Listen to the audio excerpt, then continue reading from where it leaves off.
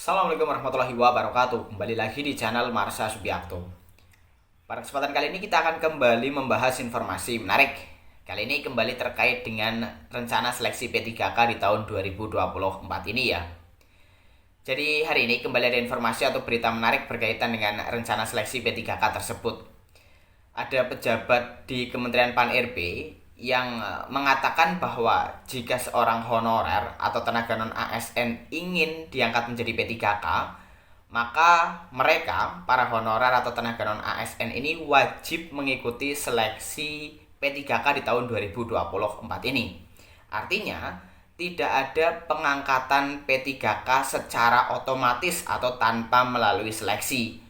Walaupun nantinya seleksi tersebut formalitas atau seperti apa, tetapi yang jelas harus mendaftar P3K di tahun 2024 ini jika ingin diangkat menjadi ASN P3K. Dan untuk lebih jelasnya terkait dengan hal ini, kali ini kita akan coba lihat beritanya ya. Langsung saja, bagi yang penasaran, simak terus. Oke, bismillahirrahmanirrahim, langsung saja kita mulai.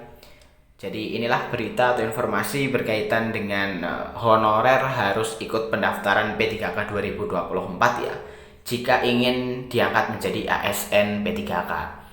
Diberitakan oleh cpnn.com, judulnya Kemenpan RB, honorer harus ikut pendaftaran P3K 2024 jika mau diangkat ASN. Kita coba bacakan ya. Kementerian Pendayagunaan Aparatur Negara dan Reformasi Birokrasi menghimbau honorer untuk mengikuti pendaftaran P3K 2024 yang tidak lama lagi akan digelar. Tanpa mendaftar, honorer tidak bisa diangkat menjadi aparatur sipil negara atau ASN.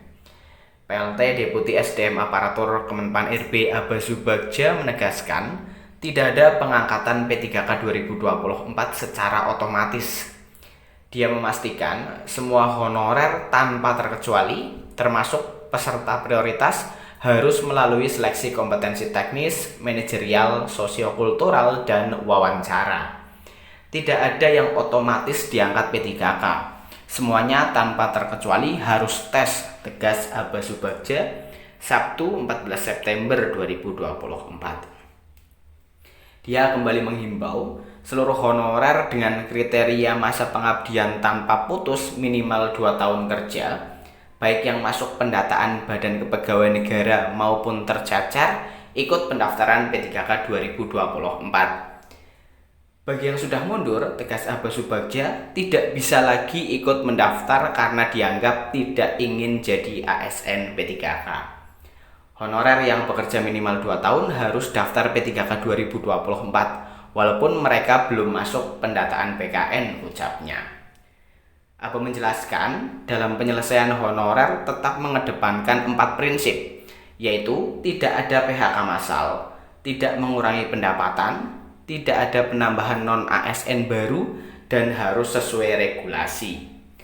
Semua honorer akan diangkat P3K dan mendapatkan nomor induk pegawai atau NIP. Itu karena per Januari 2025 tidak ada lagi namanya honorer, pegawai tidak tetap atau PTT, guru tidak tetap atau GTT, non-aparatur sipil negara atau non-ASN. Status kepegawaian hanya ada PNS dan P3K. Pemda pun dilarang keras merekrut honorer baru. Aba menambahkan, sesuai kesepakatan pemerintah dengan Komisi 2 DPR RI, pada rapat kerja 28 Agustus 2024, honorer akan diselesaikan tahun ini. Pemerintah sudah membuat sejumlah regulasi agar honorer bisa diselesaikan akhir Desember 2024. Honorer yang dapat formasi maupun tidak akan tetap diselesaikan tahun ini. Semuanya diangkat menjadi P3K maupun P3K paruh waktu dan sama-sama mendapatkan NIP terangnya. Oleh karena itu, Aba menghimbau Pemda agar mendorong honorer ikut pendaftaran P3K 2024. Pemda juga diminta tidak merekrut honorer baru lagi, karena per Januari 2025 tidak ada istilah honorer atau sebutan lainnya kecuali PNS dan P3K. Ya, jadi itulah ya berita atau informasi berkaitan dengan honorer harus mengikuti seleksi P3K di tahun 2024 ini jika ingin diangkat menjadi P3K. Dan yang belum jelas gitu ya, bagaimana jika seorang honorer mengikuti seleksi CPNS? Kan harus memilih salah satu, berarti kan tidak bisa mengikuti seleksi P3K.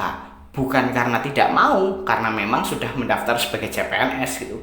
Apakah mereka yang mendaftar sebagai CPNS ini dan tidak diterima juga akan bisa diangkat menjadi P3K paruh waktu? Saya sendiri belum tahu ya terkait dengan hal ini. Tetapi nantinya jika ada informasi terkait dengan hal ini, tentunya saya akan berikan videonya gitu, atau saya akan buatkan videonya. Jadi mungkin itu informasi yang bisa disampaikan pada kesempatan kali ini. Jika ada tanggapan atau pertanyaan berkaitan dengan hal ini, teman-teman bisa tinggalkan di kolom komentar. Terima kasih, mohon maaf bila ada kesalahan. Wassalamualaikum warahmatullahi wabarakatuh.